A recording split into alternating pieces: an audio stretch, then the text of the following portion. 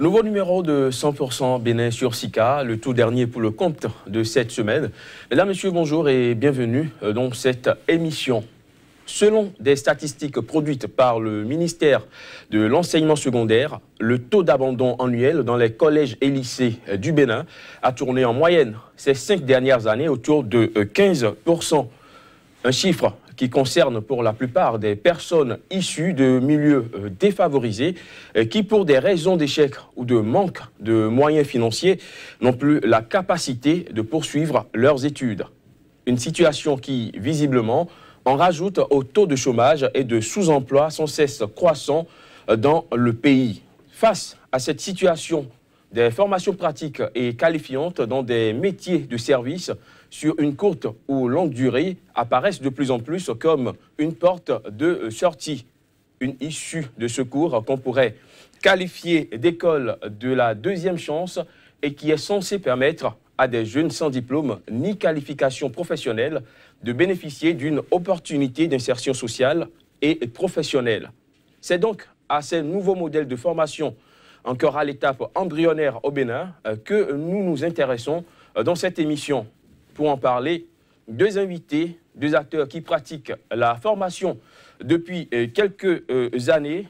À ma gauche, Biaou Sabi, bonjour. Oui, bonjour, monsieur. Garagiste professionnel. Vous êtes le promoteur du garage Mutuelle Confiance. Merci d'avoir accepté notre invitation. Merci à vous. À ma droite, Flavien Aïdinou, bonjour. Bonjour Emmanuel, bonjour à tous les téléspectateurs. Consultant média, vous êtes également le promoteur du centre Gloride Academy. C'est un plaisir de vous avoir avec nous. Le plaisir partagé. Et je reste avec vous, Flavien Aïdinou. Prendre l'initiative de mettre en place un tel modèle de formation est certainement partie d'un constat. Lequel ? Absolument. Vous avez semblé effleurer les statistiques dans votre introduction.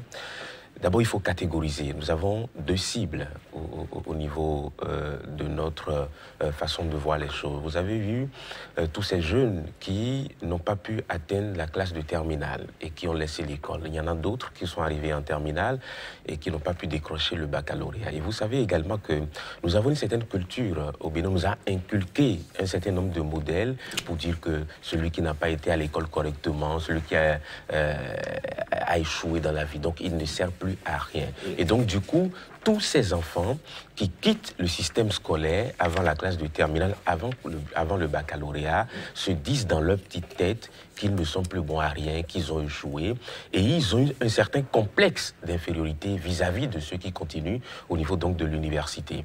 Et c'est dans cette catégorie de jeunes que nous voyons tous les fléaux sociaux qu'on peut observer. Les jeunes qui s'adonnent aujourd'hui à ce qui est dénommé entre griffes le gaiement, donc l'anarque, les jeunes qui sont dans les rues et qui deviennent un problème, un souci pour leurs parents.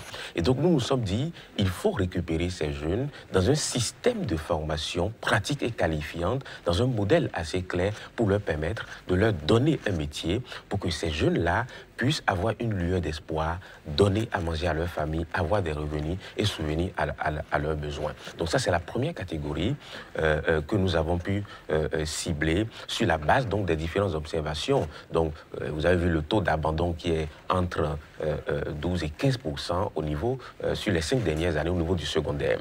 Deuxième catégorie, c'est que nous avons observé que chaque année, les différentes universités sortent des milliers de jeunes. Et ces jeunes, évidemment, se retrouvent soit dans une situation de manque d'emploi ou de sous-emploi.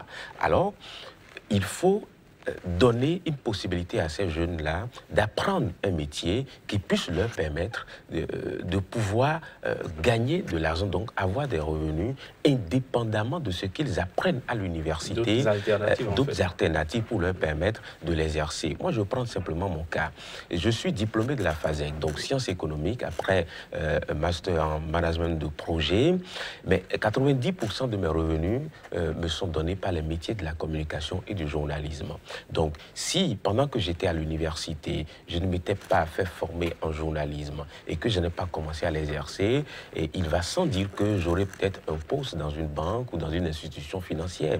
Mais le journalisme, la communication, c'est le métier que je fais avec beaucoup de plaisir et de facilité. Alors que aller s'asseoir dans une banque 24 heures sur 24 avec le stress des résultats et tout pourrait me poser un problème. Une façon de dire qu'il est bien d'avoir beaucoup de cordes à son arc selon les envies de chacun, selon les motivations de chacun. Parce que beaucoup de personnes vont à l'université et font des choix de fait. Ah, j'ai suivi un camarade pour aller en géographie, je suis un camarade pour aller faire histoire, je fais comme un oncle qui a fait peut-être tel, mais sans regarder en réalité le dispositif d'orientation. La demande du marché. La demande du marché. Et ça aussi, c'est un critère important sur lequel nous reviendrons par la suite dans cet entretien. Alors, Sabi Biaou, vous avez également fait l'option de former dans votre garage des jeunes, non seulement des jeunes, mais d'autres professionnels qui n'ont pas eu l'opportunité de poursuivre leurs études pour une raison ou une autre. Est-ce que la motivation est la même que celle que ou bien les motivations sont les mêmes que celles que vient de citer Flavia? Bon, j'ai peur d'aller peut-être à côté. Parce que pour moi, lorsque je prends un métier, on choisit un métier par passion. Donc on est passionné par le métier, on va vers le métier. Mais malheureusement, quand je regarde mon pays, le dispositif de formation professionnelle, l'enseignement tel que c'est fait, et la vision, ça pose vraiment un problème. Parce que tout de suite, un jeune, même qui est passionné par un métier, en cours, disons, au cours, disons, de son cursus scolaire, lorsqu'il manifeste le désir d'aller vers un métier, les parents trouvent non. On t'a envoyé à l'école, ce n'est pas pour aller vers un métier, c'est pour devenir accouré, c'est pour devenir... Alors qu'on ne cherche pas à voir d'abord le talent, les talents que la personne a, il est passionné par qui ou par quoi. Ça fait que l'élève, parmi ceux qui sont déscolarisés, il y a beaucoup qui sont déscolarisés juste parce que l'école ne leur plaît pas, ce n'est pas ça leur problème. Eux, ils veulent aller vers un métier. Et on dit non, il faut avoir d'abord le BPC, il faut avoir le bac, on les pousse, mais ils ne sont pas motivés pour fréquenter. Eux, ils veulent aller directement vers un métier, finir leur vie comme ça. Il y a beaucoup de ces cas-là qu'on retrouve dans ce que vous appelez aujourd'hui les déscolarisés et pour qui il fallait une vraiment école de deuxième chance. En prenant mon cas, par exemple, j'évoluais régulièrement avant de décider de passer le concours d'entrée au lycée technique. Et pour aller au lycée technique, je vous dis, ça n'a pas été facile parce que les parents s'étaient opposés, dit mais comment tu évolues régulièrement et tu vas maintenant dire que tu veux aller faire la mécanique? Si c'est la mécanique que tu voulais faire là, pourquoi depuis longtemps tu nous as laissé évoluer? Donc c'était devenu un problème. J'ai choisi. Vous comprenez? Et j'évoluais correctement encore au lycée Koulibaly. Quand j'ai passé un test pour être recruté au CPU parce qu'il y avait un projet canadien, mais c'est devenu encore un autre problème avec la famille. On dit non, mais pourquoi tu vas t'arrêter là? Mais moi, je veux faire la maintenance automobile. J'ai eu une opportunité pour aller exercer et devenir mécanicien. Pourquoi m'empêcher à ça? Donc il y a de ces problèmes aussi qui sont dans la société et qui font que nous avons problème. Mais le gros problème, et je dis, je répète, parce que j'ai eu l'opportunité quand même de participer au projet d'appui et à l'implication des partenaires sociaux dans la problématique de la formation professionnelle. Et à ce niveau, le diagnostic qui est fait est que, et quand on parle de branche professionnelle, c'est quoi? On dit que la branche professionnelle, c'est le regroupement des entreprises du même secteur d'activité par une convention collective ou un accord.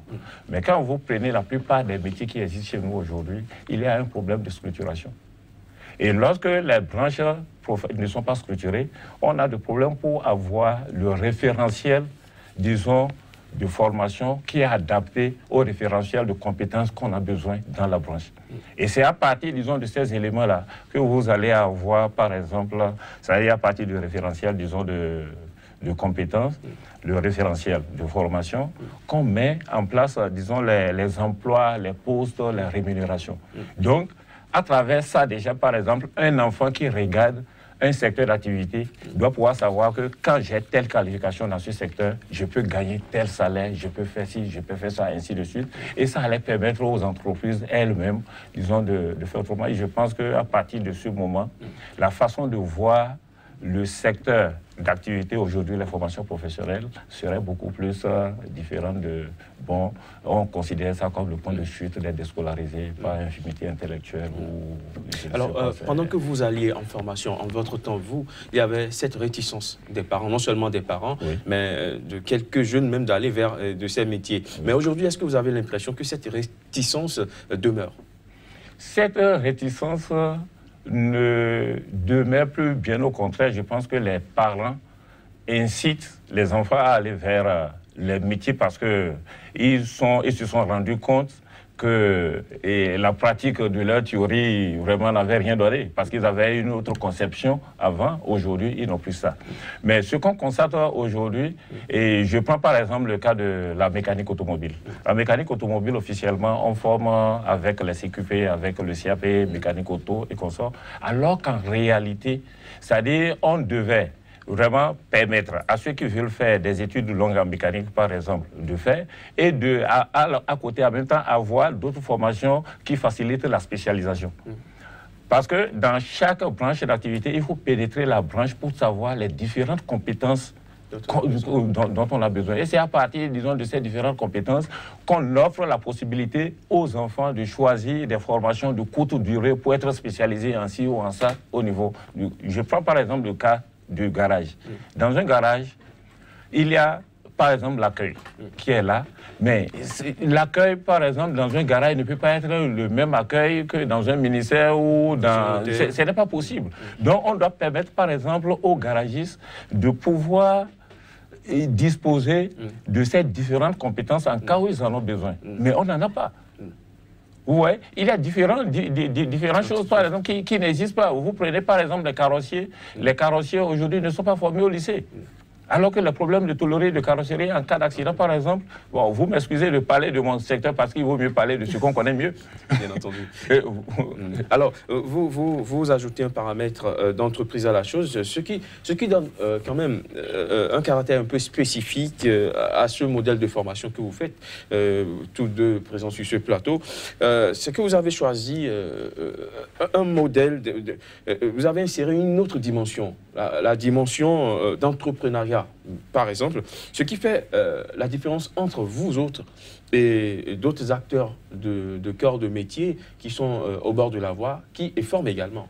Vous savez, Emmanuel Crépy, j'ai du plaisir à dire que le tailleur qui s'est installé dans une boutique au bord de la voie, le couturier, la coiffeuse, c'est un entrepreneur qui s'ignore parce que c'est un business et il doit comprendre qu'il faut le manager.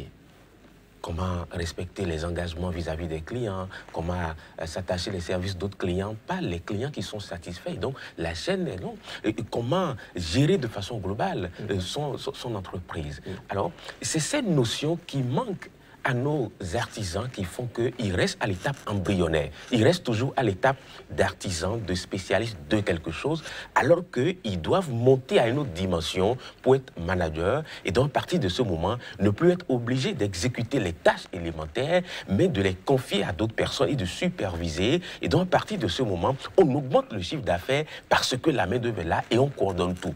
Et donc c'est pourquoi nous avons insisté sur cette dimension entrepreneuriale dans toutes les formations que nous donnons. Et nous invitons des spécialistes. Vous savez, la bonne dame qui vend au marché d'Antokpa et qui fait ses comptes, qui sait que je vends-t-il, et elle fait son calcul rapide dans sa tête. Et elle peut venir parler à ces jeunes-là pour leur dire « Ah, voilà comment on gère ces comptes. Tu ne peux pas mélanger ce qui doit aller dans ta poche à ce qui doit aller dans la poche de l'entreprise. C'est pas parce que c'est ton entreprise que tu peux mettre la main dans la caisse de façon indéfinie. » Donc, il y a de ces petites notions de gestion, une petite notion de conduite de projet à l'intérieur même d'un atelier et qui fait que, à la sortie, le jeune homme est capable ou la jeune dame est capable de mener à bien un projet d'entreprise et de le gérer correctement. Donc, il faut faut partir au-delà des barrières, au-delà des limites que les gens se sont données pour aller vers des dynamiques qui restent accolées à l'actualité de l'environnement, mais aussi des besoins du marché. Et c'est ça toute la différence que nous, on essaie d'apporter à ces jeunes-là, et puisque nous invitons de véritables experts en entrepreneuriat qui viennent leur parler, leur dire les expériences, parce que ce qu'on oublie de dire souvent aux jeunes en matière entrepreneuriale, c'est qu'ils vont échouer plusieurs fois. Mais l'échec, dans ce cas d'espèce, c'est une victoire reportée.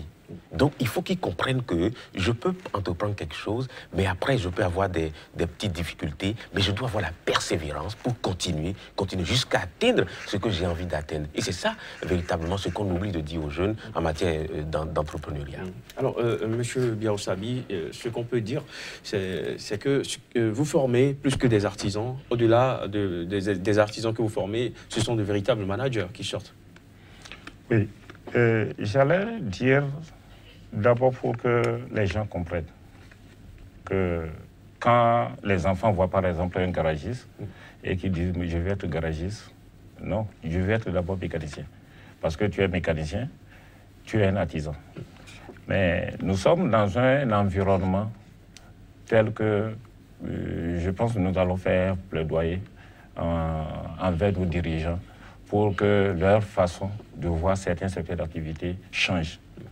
Change parce que nous avons un ministère, par exemple, en charge de l'artisanat. Mais est-ce qu'au niveau de l'artisanat, le ministère, les gens travaillent pour permettre aux artisans de prendre conscience qu'ils sont des chefs d'entreprise qui doivent vraiment avoir un plan de carrière pour pouvoir évoluer et partir de micro-entreprise pour devenir une grande entreprise. Parce que ce n'est qu'à travers ces images-là, par exemple, que l'enfant a envie d'aller vers le métier. Donc, je vais revenir à la question pour vous répondre. Ce n'est qu'en faisant ça que les enfants vont accepter d'aller vers le métier. Parce que le problème qui se pose aujourd'hui, les enfants n'acceptent pas aller vers certains métiers. Vous prenez un secteur, par exemple, comme le mien, et il faut que d'abord, avec un psychologue ou je ne sais quoi, on puisse voir par rapport aux contraintes du métier si l'enfant peut supporter. Si tu n'es pas prêt à te remettre en cause, tu n'es pas prêt à accepter les critiques, tu n'es pas prêt à te mettre dans la dynamique de l'évolution du métier, il y a des métiers, par exemple, que les gens ne vont pas choisir. Et là, par exemple, quand on prend, moi, je suis rentré dans la formation comment? Parce que quand je suis parti du CPU, je me suis installé avec un collègue, mais j'ai commencé par rencontrer des difficultés. Les difficultés qui sont liées aux nouvelles technologies appliquées aux nouvelles voitures que nous recevons. Vous avez vu? Et là, je dis, mais comment l'on peut faire pour vraiment se mettre à jour vis-à-vis du métier? J'ai commencé par acheter les livres et tout ça, mais ça ne suffit pas. Parce qu'il y a des choses que tu peux ne pas comprendre correctement dans le livre et il faut mettre en pratique, il faut quelqu'un qui a expérimenté. Sinon, mais une voiture d'un client qui vient chez vous devient un matériel didactique. Et souvent, ça se sort par des accidents tragiques et ce n'est pas bon pour une entreprise qui veut grandir. Mais c'est à travers, disons, cette réflexion que nous sommes allés jusqu'à créer, disons, le syndicat qui a pour objectif, disons, d'aider les acteurs du secteur à vraiment s'adapter aux nouvelles exigences du métier. Donc, il fallait se former, se faire former, ainsi de suite. Et c'est comme ça que nous avons vraiment pu initier, puisqu'on nous dit que la formation, c'est la réponse à un besoin. Donc, il fallait identifier nos besoins en matière de formation et maintenant trouver des moyens pour les satisfaire. Donc, c'est de là, ça n'est tout pas de la volonté, de la vision qu'on a pour ce qu'on veut faire. Et donc, et c'est comme ça que nous avons commencé. En dehors de ça, c'est que nous avons autre obligation. Lorsque vous êtes allé à l'école avec des promotionnaires qui sont en train d'évoluer dans différentes carrières, pour éviter un complexe entre vous, vous devez aussi vous mettre, prendre au sérieux, vous mettre à jour vis-à-vis du métier. Donc ça fait que pour attirer les enfants, pour que les enfants acceptent de venir, c'est un sacrifice qu'il faut faire. Vous faites sacrifice, vous vous sacrifiez, vous vous battez pour que quand les enfants vous voient, ils disent « Ah, ce métier-là est bon, je vais aller vers ce métier. » Donc c'est un travail qui se fait. Nous, appuyons les centres, disons, de formation à travers les stages que nous accordons aux élèves, aux élèves en formation dans nos installations. Je ne suis pas seul. Il y a beaucoup, disons, de nos collègues qui le font parce que tous les garages sont des centres d'apprentissage, sont des centres de formation. Maintenant, il y a que le chef d'entreprise lui-même qui décide s'il veut vraiment en faire aussi un métier ou pas. Mais moi, je dis, quand tu veux former, c'est que tu te formes d'abord. Quand tu veux former les autres, tu te formes d'abord. Et pour cela, pour maintenir le cap, nous, on a fait l'option vraiment de faire la formation continue pour appuyer. Donc, quand on est sollicité, on voit qu'est-ce qu'il faut. Mais toujours est-il qu'on encourage les jeunes. Je vais vous donner un exemple. Par exemple, il y a un monsieur qui est venu avec son enfant pour l'inscrire en mécanique. J'ai demandé le niveau. Il me dit non, que l'enfant a dit que c'est la mécanique qu'il va faire. J'ai dit, OK, je prends mon papier en tête du garage. Je demande à l'enfant de lire. L'enfant a commencé par pleurer. Je dis, mon frère, il dit oui. Je dis, mais si tu ne sais pas lire, ce n'est pas la peine de venir en mécanique. Donc, ce qu'il y a lieu là, ton père est un ami, on se connaît. Continue les études. Quand tu vas atteindre le niveau BPC, après le BPC, tu viens. Ou bien même avant ça, tu vas t'inscrire au lycée technique et puis tu vas voir que ça va aller. Mais les enfants qui sont paresseux, qui ne veulent rien faire, vous pouvez les inscrire dans n'importe quelle formation, ils ne vont pas réussir. Donc il est question que les gens sachent que soit ils ont envie d'apprendre un métier, ils se battent pour ça, mais qu'ils se disent qu'en choisissant ce métier, ils ont aussi des obligations pour pouvoir évoluer. Donc, abandonner les efforts, dire on ne veut pas étudier là. Une façon de dire qu'on ne vient pas à la formation parce qu'on a échoué quelque part d'autre. Il faut déjà une volonté. Il faut une volonté. Alors, il y a également le paramètre social de la chose qu'on doit aborder. La plupart de ces jeunes qui sont formés, s'ils ont abandonné leur cursus scolaire, parce qu'il y en a, c'est beaucoup plus à cause des moyens financiers. Il y a beaucoup plus de couches défavorisées qui n'arrivent pas à évoluer. Mais pour se faire former, cela a un coût. Cela a certainement un coût. Alors, la question c'est, y a-t-il une politique sociale pour leur permettre d'avoir beaucoup plus facilement accès à ces formations? Absolument. Vous savez, un jeune, lorsqu'on prend la plupart des jeunes qui n'ont pas pu atteindre la classe de terminale, les causes sont diverses. Il y en a parce que leurs parents n'ont plus les moyens de payer la contribution, de payer les différents frais liés à l'écolage et tout. Mais il y a d'autres dont les parents ont les moyens, mais parce que les études longues ne leur disent plus quelque chose, ils n'ont plus envie d'apprendre pour apprendre. Il y en a d'autres qui ont envie de toucher directement quelque chose, un métier, d'aller à la pratique pour le faire. C'est pourquoi dans un pays, tout est question de stratification. Et tout est question en fait de politique nationale de l'éducation. Je parle de l'éducation, je ne parle pas d'un enseignement, mais je parle de façon globale de l'éducation. Vous savez, lorsque je prends, par exemple, un secteur d'activité où on sait que à l'horizon, dans 10, 15, 20 ans, on a besoin d'avoir des ingénieurs qui sont capables de fabriquer des moteurs eux-mêmes, ça veut dire qu'on planifie pour que ces jeunes-là aillent à l'université, fassent des études de technologie avancées pour pouvoir avoir la créativité pour faire ce travail-là. Il y a d'autres qui n'ont pas envie d'aller plus loin. Et donc, c'est à ces jeunes-là, il faut apprendre des métiers, donc capables de diagnostiquer un problème, d'appliquer le processus de réparation et de finaliser la réparation. Donc, il y a une question donc de stratification selon le désir, le bon vouloir de chaque enfant et selon les besoins de chacun. Alors, c'est ça, en fait, j'ai voulu d'abord clarifier cet état de choses. Alors, pour ceux qui n'ont pas beaucoup de moyens, et c'est la majorité des cas que nous rencontrons, il faut trouver un modèle qui puisse permettre de prendre en compte tous ces jeunes-là et de leur donner une seconde chance. Il y a plein de personnes qui ont perdu leurs parents sont démunis et ils ne peuvent pas, évidemment, assurer la scolarisation. Et donc, nous, au niveau de l'académie, au niveau de Glori Academy, qui est un centre de formation pratique et qualifiante dans les métiers d'avenir, nous avons mis en place une politique sociale qui permettent de prendre en compte ces jeunes-là. Et c'est pourquoi les frais de formation sont carrément on va dire, à un coût abordable pour ces jeunes-là, de manière à ce qu'ils puissent retrouver de l'espoir, apprendre des métiers. Et ça n'annule en rien la qualité de la formation que nous donnons, puisque nous avons mis en place un certain nombre de partenariats qui nous permettent, et ces gens-là ont compris la politique sociale que nous avons mis en place, parce que c'est un problème qu'il faut résoudre. Et chacun, en ce qui le concerne, doit pouvoir contribuer au développement du pays. On ne peut pas tout attendre de l'État. Et l'autre chose importante, l'illusion importante, c'est que l'État ne peut pas recruter tout le monde. L'État n'a pas vocation de recruter tout le monde. C'est dans les années 70, 80 que nos parents ont eu cette chance et que juste après l'université, le boulot les attendait. L'État recrute automatiquement. Aujourd'hui, ce n'est plus le cas. L'État ne peut plus recruter. Et regardez, lorsqu'on lance un concours de recrutement dans la fonction publique, le nombre de personnes par rapport au poste qui est disponible. Ça veut dire que l'État est là pour créer les conditions pour qu'il y ait de l'emploi avec les entreprises privées et autres, mais surtout en tenant compte des besoins de notre société. Et la plupart du temps, on se rend bien compte que beaucoup de personnes laissent de côté les besoins de la société et vont ailleurs parce qu'il y a un suivisme social qui s'observe.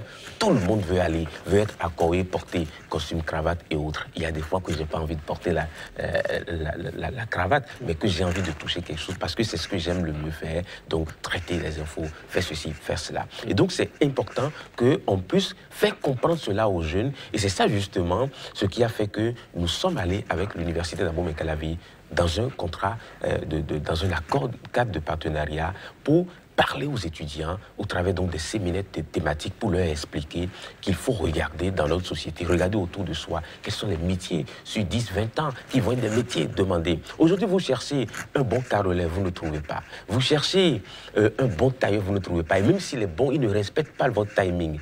Et ça pose un problème. Et donc, il faut aller vers ces métiers-là où la demande est forte, où les gens ont la demande, mais n'ont pas le service correct pour pouvoir réinsérer nos enfants afin qu'on puisse gagner de l'argent. Et l'autre dernière chose que je voudrais ajouter, on n'a pas besoin, nous parlons formation, mais je voudrais ajouter quelque chose d'important. On n'a pas besoin d'entreprendre, d'ouvrir une entreprise dans le domaine où on a été formé. Mais on peut mettre en place le dispositif, recruter des gens pour faire avancer l'entreprise. Donc, voilà un ensemble d'éléments que je voudrais simplement partager avec vous. Alors, M. Biao Sabi, de votre côté, est-ce qu'il y a aussi ce côté social de la formation? Le côté social chez nous, c'est à tous les niveaux.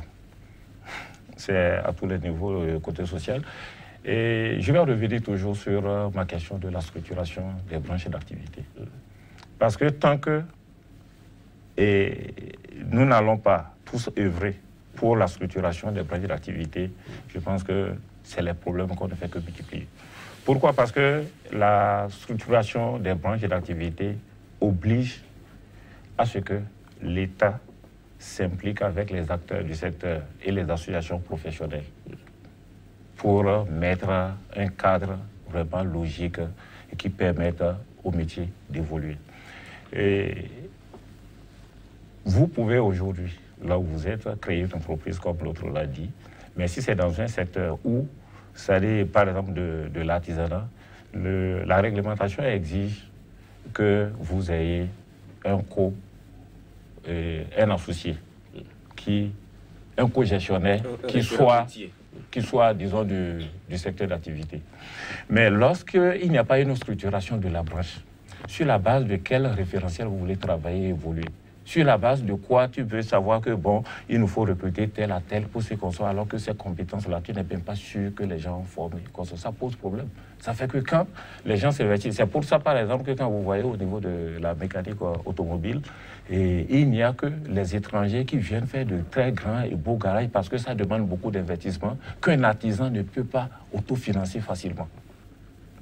Vous avez vu? Et lorsque on voit que des gens ont appris le métier, ils l'exercent, mais il n'a pas bénéficié de renforcement des capacités managériales pour être vraiment un manager, un chef, disons, d'entreprise.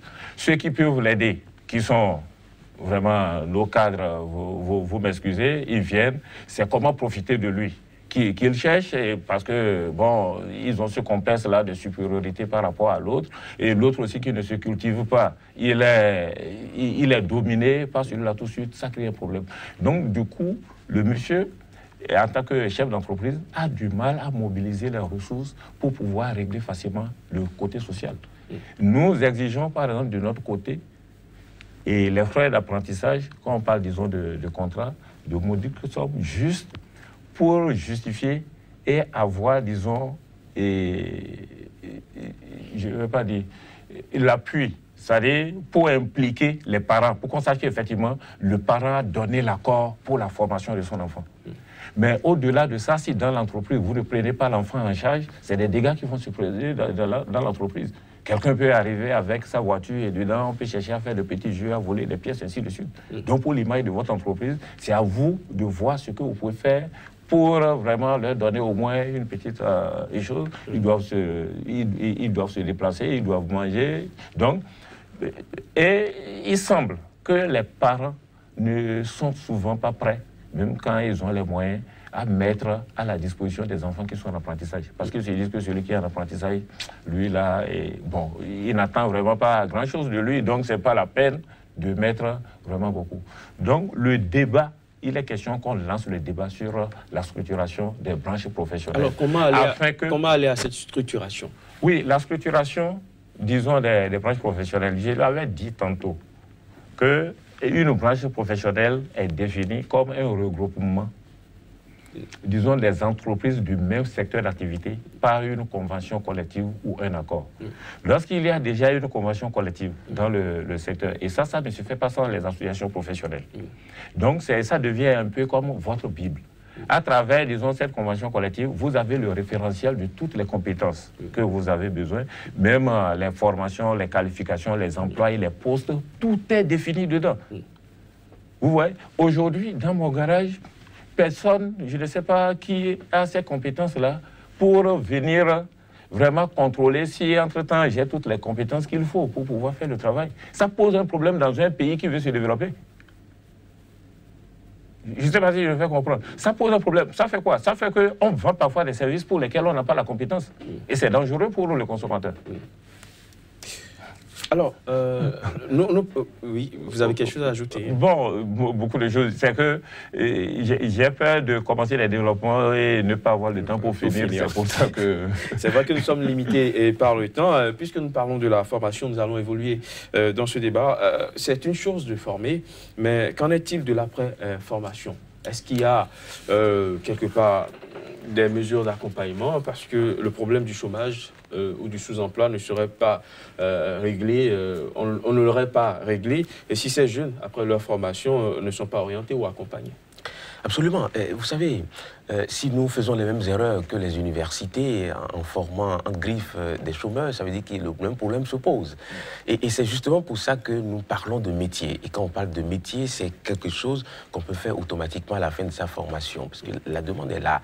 Nous, au niveau de Gloride Academy, nous avons ciblé un ensemble de métiers où la demande est très forte à cause de l'évolution du temps, à cause de la technologie et autres. Je prends un exemple tout simple. Aujourd'hui, même la dame qui est au marché d'Antokpa, qui ne sait pas beaucoup lire, a un téléphone smartphone ou bien une tablette. Nous achetons ces gadgets à nos enfants.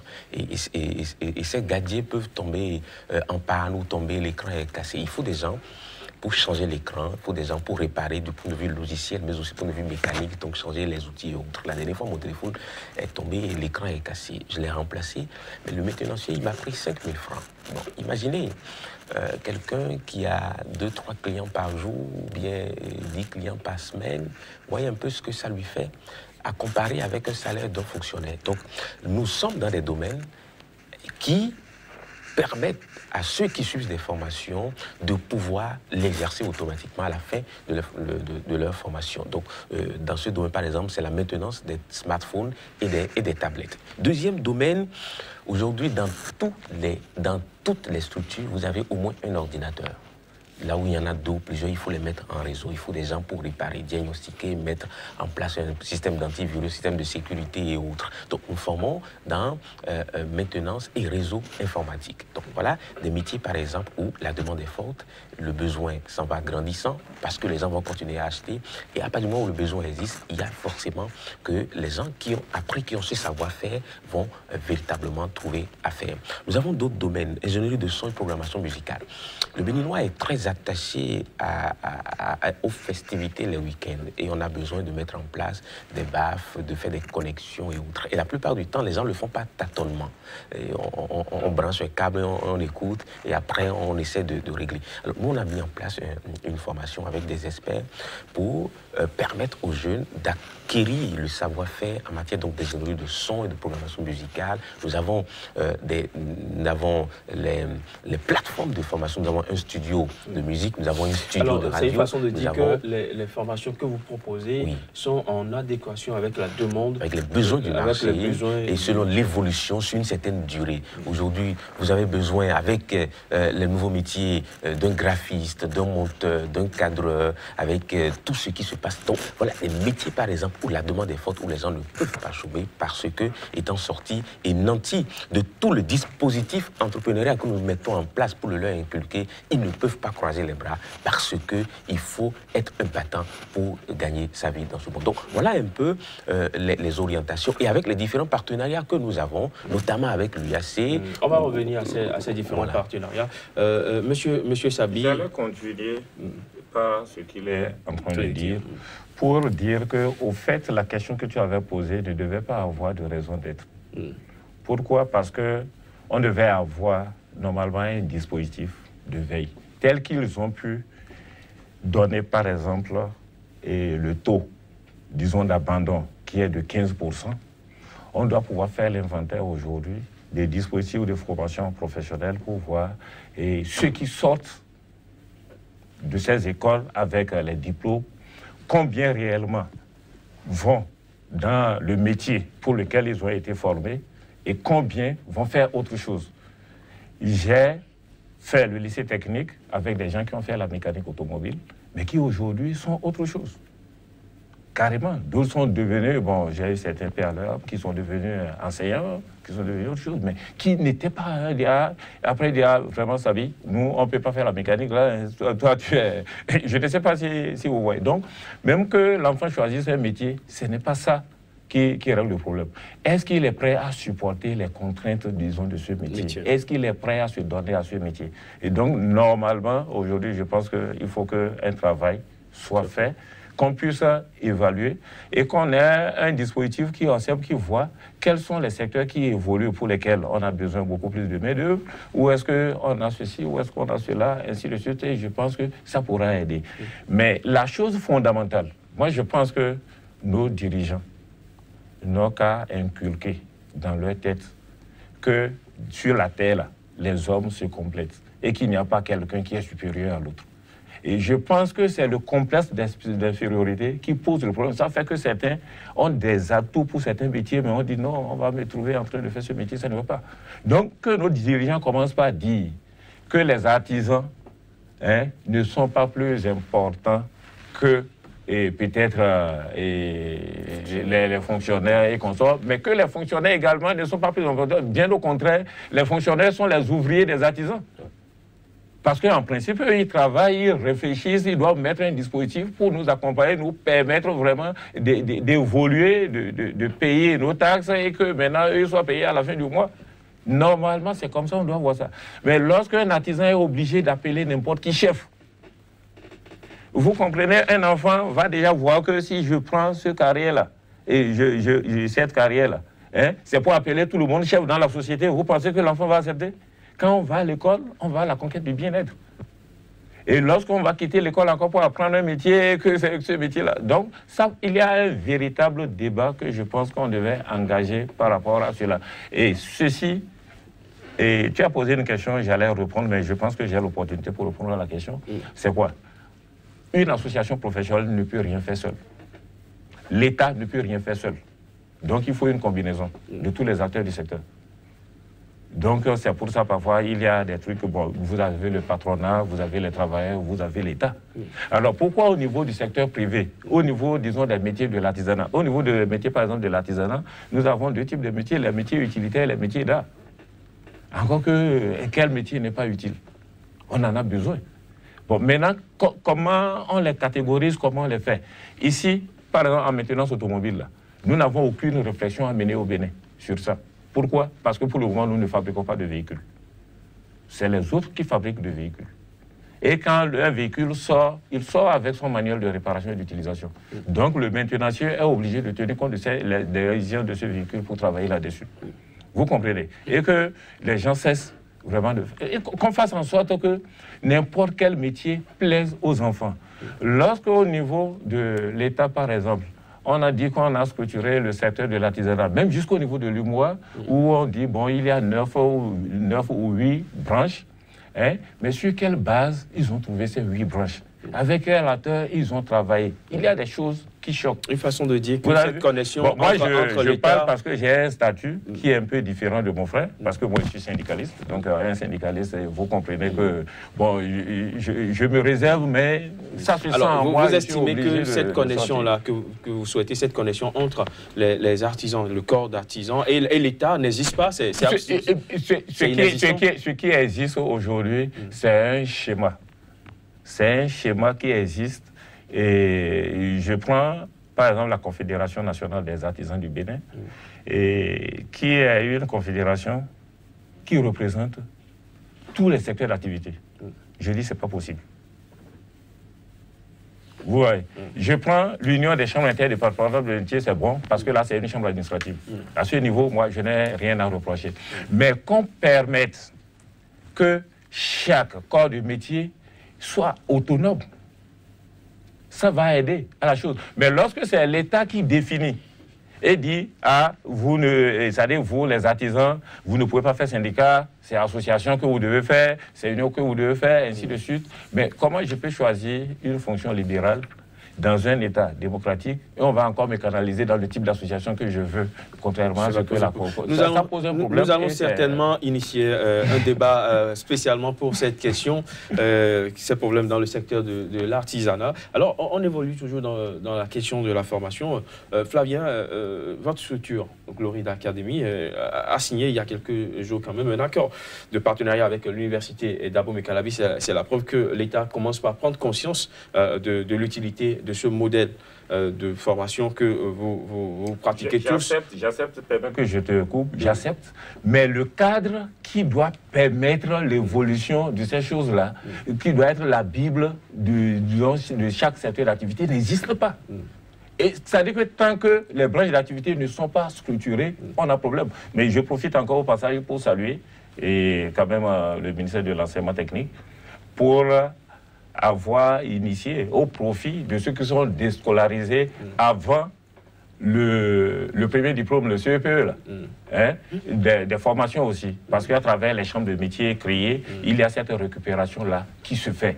Mais lorsque le monsieur apprend un métier pour lequel il n'aura pas les compétences et les moyens de s'affirmer comme chef d'entreprise, mais il faut lui donner la chance au moins d'être un ouvrier spécialisé quelque part.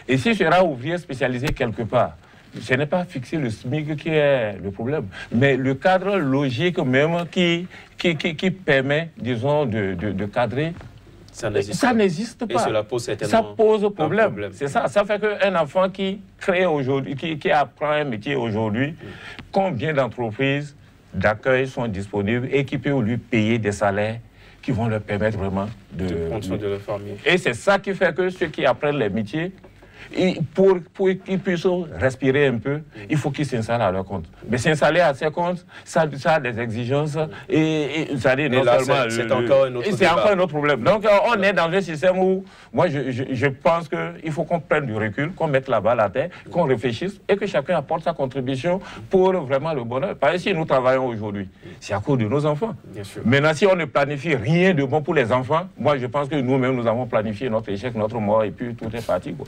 Alors, certainement, s'ils ont pu commencer par signer des accords avec des maisons de formation, c'est que quelque part, il y a la conscience qui a commencé déjà à pas prendre. Ils ont commencé par comprendre que le besoin est là. Il faut aller à la formation de ces personnes déscolarisées. Ce qui a été le cas avec l'université d'Abomey-Calavi et entre l'université d'Abomey-Calavi et Gloride Academy.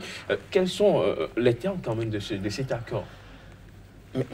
Merci beaucoup. Je crois que d'abord, il faut saluer le recteur de l'université d'Abomey-Calavi pour sa vision.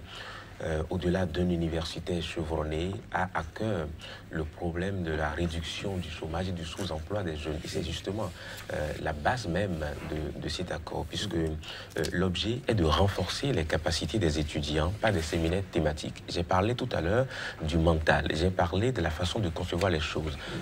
Monsieur Sabi Biaou a parlé de l'aspect sociologique même de notre pays, où on regarde un certain nombre de choses, on se dit il faut être accordé, il faut pas.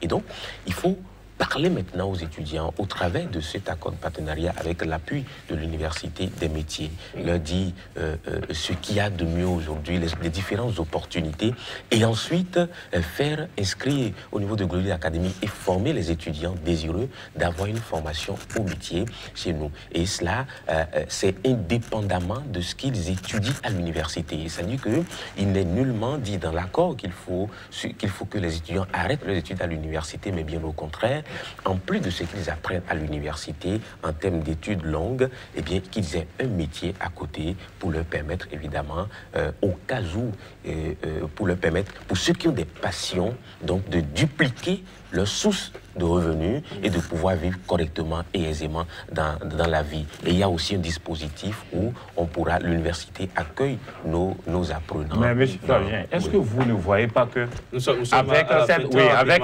cette volonté, par exemple, du recteur de l'université, lorsqu'on aurait eu, par exemple, des branches d'activités qui sont spécialisées, c'est-à-dire les branches d'activités qui existent, il aurait beaucoup plus de facilité d'offrir une panoplie, disons, de formation, disons, de courte durée. Vous revenez certainement à la question de la structuration. On va certainement revenir dans un autre débat pour cette question de structuration. Merci vraiment à vous d'être passé sur le plateau de cette émission. Le temps passe tellement vite, il y a beaucoup de choses à dire, monsieur Sabi Biaou. Merci d'être passé quand même sur le plateau de 100% Bénin. Biaou Sabi, garagiste professionnel, vous êtes promoteur du garage Mutuel Confiance, et Flavien Aïdinou, consultant média, vous êtes également le promoteur du centre Gloride Academy. Merci d'être passé avec vos différentes explications. Mesdames, Messieurs, ce sera tout pour aujourd'hui et ravi d'avoir été en votre compagnie. À très bientôt sur SICA.